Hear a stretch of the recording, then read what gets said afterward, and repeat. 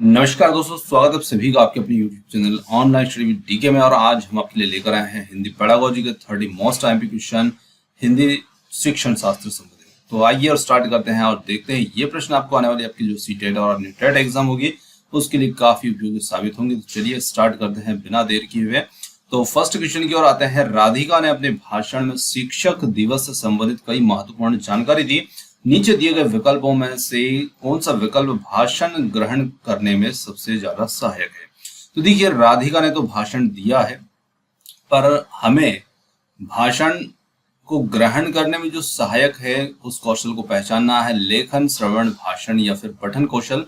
तो देखिए, जब राधिका ने भाषण दिया तो हम यहाँ पर भाषण को ग्रहण करने के लिए जो सबसे ज्यादा सहायक कौशल होगा वो होगा श्रवण कौशल, क्योंकि हम यहाँ पर श्रवण करेंगे। चलिए अगले क्वेश्चन की ओर जाते हैं। छात्र विषय में रुचि ले रहे हैं या नहीं, इसका पता लगाने के लिए हिंदी की अध्यापिका किस विधि का प्रयोग करेगी? परिणात्मक प्रविधि, जांच विधि, संचय आलेख या फिर निरीक्षण विधि? तो निश्चित रूप से यहाँ पर शिक्षिका जो है वो जांच विधि का प्रयोग करेंगी, क्योंकि ये जांच ना चाहेंगी कि कौन विद्यार्थी यहाँ पर जो है विषय में रुचि ले रहे हैं या नहीं ले रहे हैं। चलिए अगले क्वेश्चन की ओर बढ़ते हैं। थर्ड क्वेश्चन है, इनमें से किस विधि का प्रयोग मौखिक अभिव्यक्ति के लिए किया जाता है? नाटक देखना, नाटक पढ़ना, नाटक सुनना या नाटक में अभिनय करना? तो निश्चित रूप से हम यहाँ पर मौखिक अभिव्यक्ति के लिए विधि का चयन कर रहे हैं। तो नाटक में अभिनय करना जहाँ होगा, यहाँ पर मौखिक अभिव्यक्ति जो होगी ये प्रदर्शित करने का हमें अवसर मिलेगा। ऑप्शन 4 यहाँ पर हमारा सही उत्तर होगा। अगला क्वेश्चन है, अनुलेख, श्रुतलेख और सुलेख किस कौशल से जुड़े हुए हैं? तो निश्चित रूप से लेख आपको मिल रहा है यहाँ पर, तो ये लेखन कौशल से ही जुड़े हुए हैं। तो ऑप्शन 4 जो होगा सीधे सीधे इसका सही उत्तर हो जाता है। चलिए अगला क्वेश्चन है कि इनमें से कौन सी प्रक्रिया भाषा कौशल से संबंधित नहीं है? सोचना, बोलना, लिखना या पढ़ना? तो हम जानते हैं भाषा के 4 कौशल होते हैं, सुनना, बोलना, पढ़ना, लिखना, जिसमें सोचना जो होता है ये शामिल नहीं होता है भाषा कौशल में। अगले क्वेश्चन की ओर बढ़ जाते हैं। इनमें से कौन सी क्रिया श्रवण कौशल का हिस्सा नहीं है? तो हमें उस क्रिया को देखना जो श्रवण कौशल का हिस्सा नहीं है। दिए गए संदेश को समझना, अपने विचारों को अभिव्यक्त करना, अवधारणा को समझना, दूसरों के विचारों को समझने का प्रयास करना। तो यहाँ पर हम कह सकते हैं कि अपने विचारों को अभिव्यक्त करना ये श्रवण कौशल का नहीं, वाचन कौशल का यानी कि बोलने वाले कौशल का हिस्सा होता है। ऑप्शन 2 यहाँ पर उत्तर हो जाएगा। चलिए अगला क्वेश्चन है, प्राथमिक स्तर पर भाषा का कौशल का मूल्यांकन किया जाता है तुक मिलाने की क्षमता के आधार पर या फिर शब्दों के अर्थ समझने की क्षमता के आधार पर, भाषा की शुद्धता पर या प्रवाह के साथ बोलने पर? तो निश्चित रूप से हम प्राथमिक स्तर की बात कर रहे हैं और यहाँ पर भाषा कौशल का मूल्यांकन हम शब्दों के अर्थ समझने की क्षमता के आधार पर करेंगे। ऑप्शन 2 यहाँ पर सही उत्तर होगा।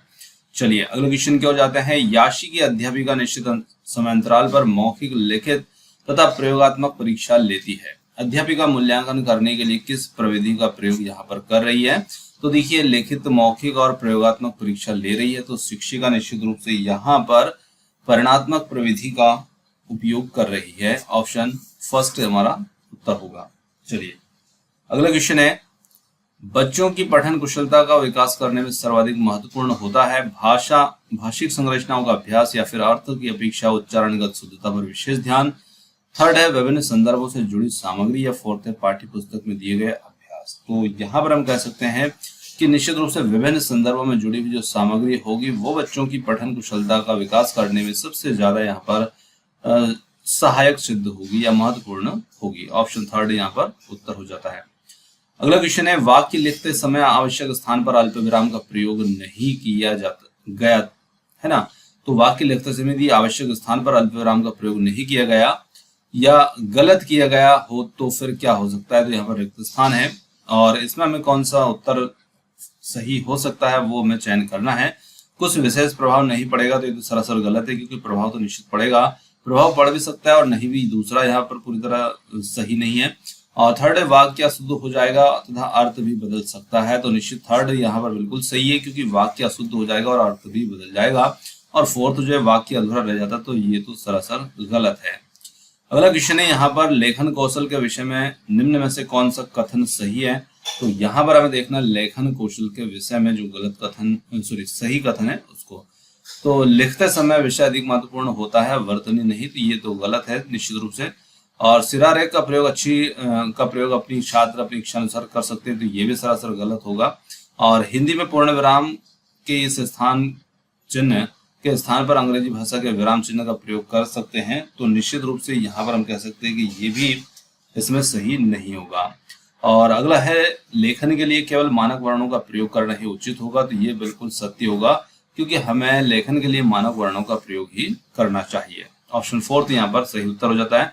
अगला क्वेश्चन है, राधिका सस्वर पठन के समय विराम चिन्हों का ध्यान नहीं रखती और उसके द्वारा ऐसा करने से रिक्त स्थान हो सकता है, तो क्या हो सकता है? कोई प्रभाव नहीं पड़ेगा, श्रोता को समझने में कठिनाई होगी, विराम चिन्ह अधिक महत्वपूर्ण नहीं या फिर मधुर, तो निश्चित रूप से श्रोता को समझने में कठिनाई होगी यदि वो विराम चिन्ह का ध्यान नहीं रखेगी, तो ऑप्शन सेकंड यहाँ पर बिल्कुल सही होगा। अगला है, दैनिक कार्यों में सबसे अधिक किन 2 कौशलों का प्रयोग होता है? तो देखिए, दैनिक कार्यों में जो सबसे ज्यादा हम 2 कौशल प्रयोग में लाते हैं वो होते हैं हमारे, एक तो सुनना और बोलना। तो हम यहाँ पर कह सकते हैं कि जो मौखिक अभिव्यक्ति और श्रवण कौशल होगा, ये निश्चित रूप से हमारा इसमें सही उत्तर हो जाता है। अगला क्वेश्चन है, यदि अध्यापक सेब के चित्र देखकर छात्रों से उसके विषय में कुछ वाक्य बोलने को कहें, तो यह किस कौशल से संबंधित होगा? लेखन कौशल, मौखिक कौशल या फिर वाचन कौशल या फिर श्रवण कौशल? तो निश्चित रूप से यहाँ पर अध्यापक सेब के चित्र को देख करके छात्रों से उसके विषय में बोलने को कह रहा है, तो निश्चित रूप से हमें यहाँ पर पता चल रहा है कि शिक्षक यहाँ पर कौन से कौशल से संबंधित कार्य बच्चों को करवा रहे हैं। तो यहाँ पर हम कह सकते हैं कि मौखिक कौशल जो होगा ये हमारा इसमें उत्तर हो जाएगा। चलिए अगला क्वेश्चन है, अध्यापक के द्वारा बनाए गए बिंदुओं से वर्ण बनाने का प्रयास छात्र लेखन कौशल की किस विधि में करता है? तो यहाँ पर स्वतंत्र अनुकरण विधि, मॉन्टेसरी जैक्टार्ट विधि या फिर रूप रेखानुकरण विधि? तो निश्चित रूप से ऑप्शन 4 जो होगा रूप रेखानुकरण विधि, ऑप्शन 4। चलिए अगले क्वेश्चन की ओर जाते हैं। अगला क्वेश्चन है, ऊपर लिखे वाक्यों को देखकर लिखना क्या कहलाता है? सुलेख, अनुलेख, श्रुतलेख या लिखित अभिव्यक्ति? तो उसे हम कहते हैं अनुलेख, ऑप्शन 2। अगला है, नीचे दिए गए विकल्पों के आधार पर बताइए कि बच्चे किस विषय में अधिक रुचि लेते हैं? कठिन विषय, सरल विषय या फिर जिन विषयों का उनके जीवन से जोड़ा गया हो, या सिनेमा हॉल तथा साहित्य? तो निश्चित रूप से थर्ड विकल्प जो होगा, जिन विषयों को उनके जीवन से जोड़ा गया है विद्यार्थी उस विषय में ज्यादा रुचि लेते हैं, ऑप्शन 3 होगा यहाँ पर हमारा सही उत्तर। अगला क्वेश्चन है, वर्णोच्चारण विधि का प्रयोग किस भाषा कौशल में किया जाता है? श्रवण कौशल, मौखिक अभिव्यक्ति कौशल, लेखन या फिर पठन कौशल? तो यहाँ पर हम कह सकते हैं कि वर्ण उच्चारण कौशल विधि जो है इसका प्रयोग भाषा के पठन कौशल में किया जाता है। जो बच्चे सुन नहीं सकते वे शीघ्र भाषा सीख जाते हैं, या फिर उन्हें भाषा सीखने में समय लगता है, या थर्ड है वह भाषा सीख नहीं सकते, या फोर्थ है वह भाषा का बस लिखित रूप प्रयोग करेंगे। तो निश्चित रूप से हम कह सकते हैं कि जो बच्चे सुन नहीं सकते तो उन्हें भाषा सीखने में थोड़ी समय ज्यादा लगेगा, ऑप्शन 2 यहाँ पर हमारा उत्तर होगा। अगला क्वेश्चन है, दैनिक कार्यों में सबसे अधिक किन 2 कौशलों का प्रयोग होता है? लेखन तथा पठन कौशल, मौखिक अभिव्यक्ति तथा भाषण कौशल, या फिर मौखिक अभिव्यक्ति तथा श्रवण कौशल, और फोर्थ है लेखन तथा मौखिक अभिव्यक्ति। तो यहाँ पर हम कहेंगे कि दैनिक कार्यों में हम जिन सबसे ज्यादा कौशलों का प्रयोग करते हैं मौखिक अभिव्यक्ति और श्रवण कौशल का, ऑप्शन 3 यहाँ पर हमारा सही उत्तर होगा। अगला क्वेश्चन है, गरिमा पेड़ को पैर बोलती है, इस कारण उसके सहपाठी उसे बहुत चढ़ाते हैं, और इस स्थिति में शिक्षण का कौन सा सिद्धांत गरिमा की सहायता कर सकता है?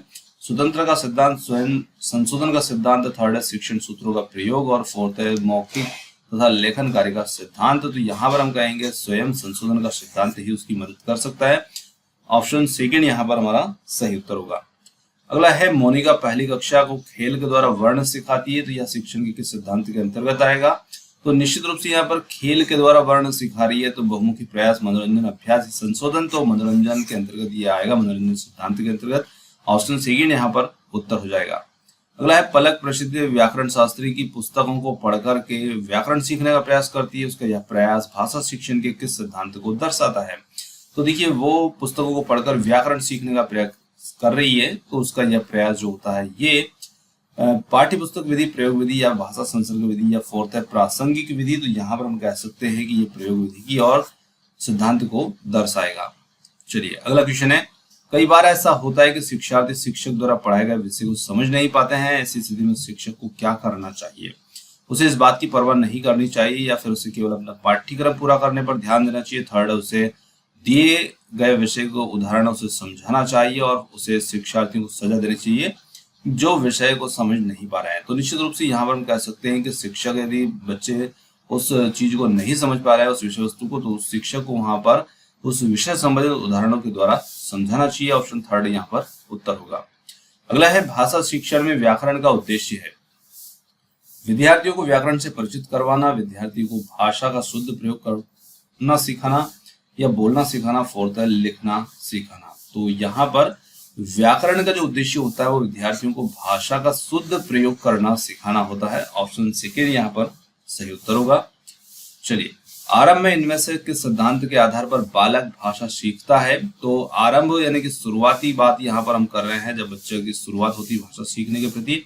बहुमुखी प्रयास सिद्धांत के आधार पर, मनोरंजन के सिद्धांत के आधार पर, या फिर अभ्यास सिद्धांत पर, या फिर अनुकरण सिद्धांत पर। तो निश्चित हम कहेंगे कि प्रारंभ में जो बच्चा भाषा सीखता है बालक, तो वो अनुकरण के सिद्धांत पर सीखता है, क्योंकि दूसरों की भाषा जो बोली जाती है, अभिव्यक्ति की जाती है, उसका वो अनुकरण करता है। तो यहाँ पर हम कह सकते हैं ऑप्शन फोर्थ हमारा सही उत्तर होगा। अगला क्वेश्चन है, शिक्षण सूत्र के माध्यम से भाषा शिक्षण रिक्त स्थान होता है, प्रभावी, बोझिल, कठिन, सरल। तो यहाँ पर कह सकते हैं शिक्षण सूत्र के माध्यम से भाषा का शिक्षण प्रभावी होता है। ऑप्शन फर्स्ट यहाँ पर हमारा सही उत्तर होगा।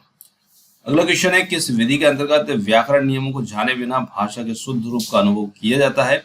प्रत्यक्ष विधि, सूत्र विधि, भाषा संसर्ग विधि या पाठ्य पुस्तक विधि? तो यहाँ पर कहेंगे हम प्रत्यक्ष विधि जो होती है, इसमें भाषा के शुद्ध रूप का अनुभव किया जाता है। Option first. चलिए, अगला क्वेश्चन है यहाँ पर हमारा, किस माहौल में सीखने के लिए बच्चों को अधिक प्रयास नहीं करना पड़ता? जहां किसी भी प्रकार से भाषा सीखने की स्वतंत्रता हो, या फिर जहां सिर्फ मातृभाषा सीखने की स्वतंत्रता हो, या फिर थर्ड है जहां केवल पुस्तकों के द्वारा भाषा सीखने की स्वतंत्रता हो, या फोर्थ है सिर्फ विद्यालय में। तो देखिए, बच्चे को किस माहौल में भाषा सीखने के लिए प्रयास नहीं करना पड़ेगा? जहां किसी भी प्रकार से भाषा सीखने की स्वतंत्रता होगी, वहां पर बच्चे को प्रयास नहीं करना पड़ेगा, है ना। ऑप्शन फर्स्ट यहाँ पर बिल्कुल सही उत्तर होगा। चलिए, अगला क्वेश्चन है, शिक्षक के द्वारा श्याम पट्ट पर लिखना नीचे दिए गए किस शिक्षण आयाम के अंतर्गत आएगा? उपयोग, तुलना, प्रस्तुतिकरण या फिर तैयारी? तो ये आता है प्रस्तुतिकरण पर। Option third. चलिए, अगले क्वेश्चन की ओर बढ़ते हैं। अगला क्वेश्चन है, जिस ध्वनि के टुकड़े ना किए जा सके उसे हम क्या कहते हैं? शब्द, वाक्य, वर्ण या फिर व्यंजन?